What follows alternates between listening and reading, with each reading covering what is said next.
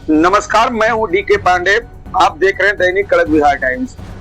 दर्शकों, जहां हम दिखाते हैं हर खबर निर्भीक, निष्पक्ष और सबसे पहले। आज की यह ग्राउंड रिपोर्टिंग सिर्फ एक हत्या की कहानी नहीं है। यह कहानी है एक ऐसी घटना के बाद पैदा हुए गुस्से में कि जिसने देखते ही देखते एक परिवार में घर और उसकी संपत्ति को आग और तबाही में बदल दिया। हम मौजूद हैं बिहार के रोहतास जिला के जोगिया गांव में, जो कि दिनारा प्रखंड क्षेत्र में पड़ता है, मुरी पंचायत में। उस गांव में जहां कुछ दिन पहले गोलीबारी की घटना में चंदेश्वर चौधरी की मौत हो गई थी। इस हत्या के मामले में अजीत तिवारी का नाम सामने आया है। घटना के पीछे पुराने विवाद और पैसे की लेन देन से जुड़ा मामला होने की बातें सामने आई हैं। हालांकि इन आरोपों और घटना के पूरे कारण की पुष्टि का पता रोहतास एसपी रोशन कुमार कर रहे हैं, लेकिन हत्या के बाद जो हुआ उसे पूरे इलाके की झकझोर कर रख दिया है। आरोप है कि गुस्साई भीड़ ने अजीत तिवारी के घर को निशाना बनाया और देखते ही देखते घर में तोड़फोड़, आगजनी और भारी नुकसान की तस्वीरें सामने आई है। आप इस वक्त मेरे कैमरे में जो तस्वीर देख रहे हैं उसे गौर से देखिए। यह किसी फिल्म का दृश्य नहीं है। यह एक ऐसे घर है जहां कभी परिवार रहता था, जहां रोजमर्रा की जिंदगी चलती थी, जहां घर का सामान, कृषि उपकरण, वाहन और पशु मौजूद थे। लेकिन आज इसी जगह पर तबाही के निशान दिखाई दे रहे हैं। दर्शकों, कैमरा में इस वक्त जिस मशीन को दिखा रहा हूं वह हार्वेस्टर है। आरोप है कि आगजनी के दौरान इसे आग के हवाले कर दिया गया। पूरी मशीन बुरी तरह जल चुकी है। लोहे का ढांचा तो दिखाई दे रहा है, लेकिन बाकी हिस्सा आग की भेंट चढ़ चुका है। एक कृषि परिवार के लिए ऐसी मशीन सिर्फ लोहे की ढांचा नहीं होती, यह उसकी रोजी रोटी का साधन होता है। खेती किसानी से जुड़े परिवारों के लिए कृषि मशीनरी का नुकसान सीधे उनकी आर्थिक व्यवस्था पर असर डाल सकता है।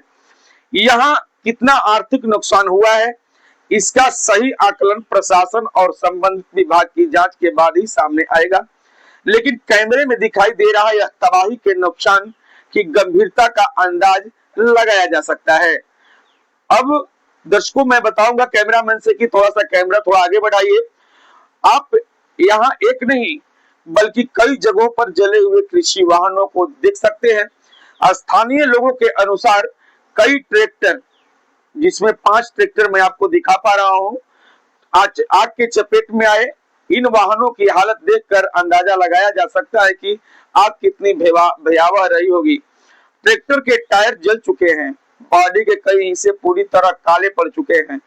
कुछ जगहों पर पूरी तरह काले पड़ चुके हैं दर्शकों, और कुछ जगहों ऐसा लगता है जैसे आग ने सब कुछ अपनी चपेट में ले लिया हो।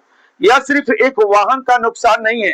अगर किसी परिवार का कई कृषि मशीनें कई साथ नष्ट हो जाए तो उसके पीछे आर्थिक नुकसान बहुत बड़ा हो सकता है।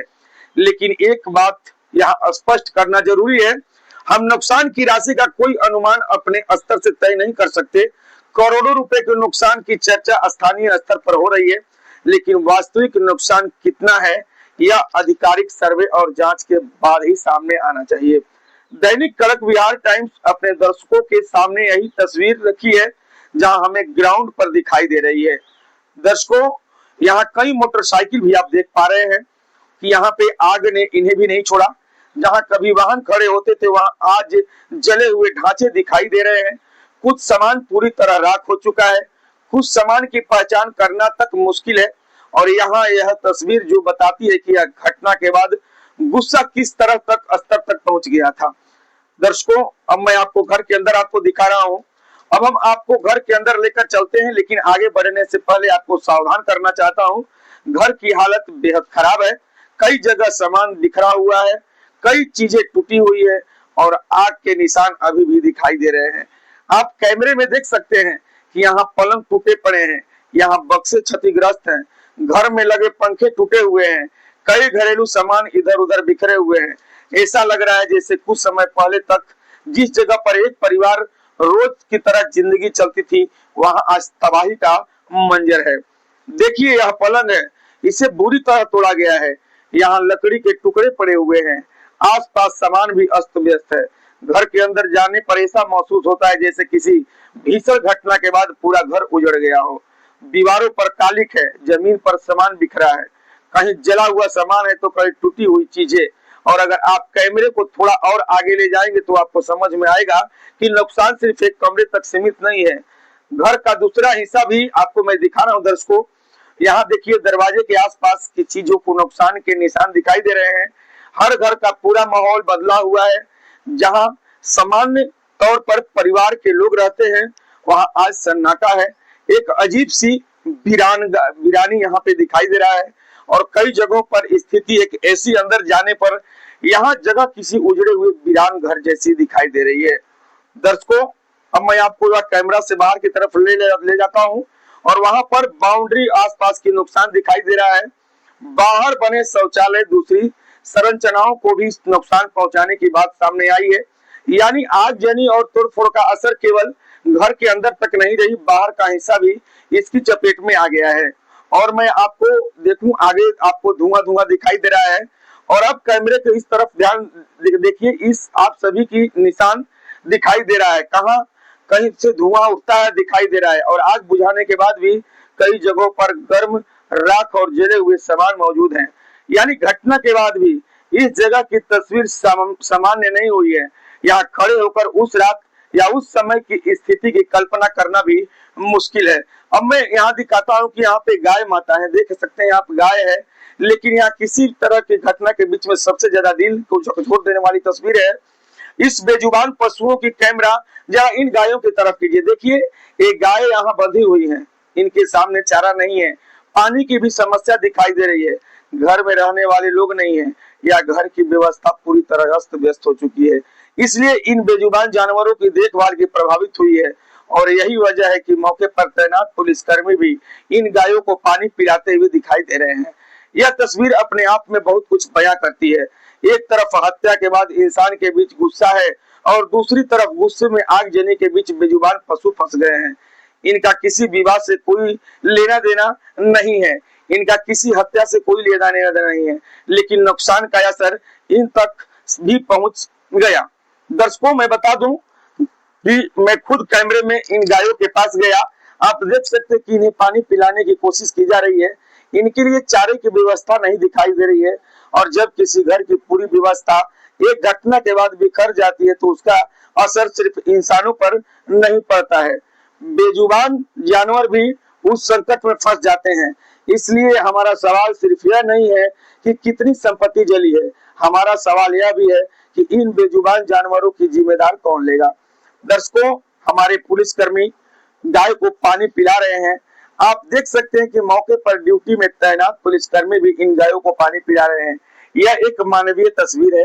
कानून व्यवस्था बनाए रखने की जिम्मेदारी जिन पुलिसकर्मियों की है वह इस समय इन बेजुबान पशुओं की मदद करते हुए भी दिखाई दे रहे हैं।